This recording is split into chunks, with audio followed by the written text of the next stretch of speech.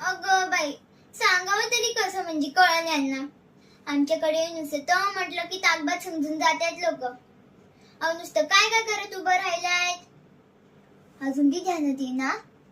अहो पाहुणं, तुम्ही माझ्या रांगोळीवर पाय देऊन उभं राहिलाय. काय चुकलं? काय माफ करा.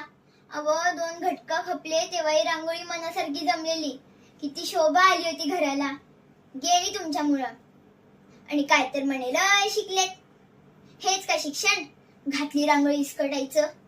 तुम्हाला साधं कुठे उभं राहायचं हे कळत नाही, मग काय उपयोग त्या शिक्षणाचा? ते काय नाही, आता मला माझी रांगोळी भरून द्यायची म्हणजे द्यायची.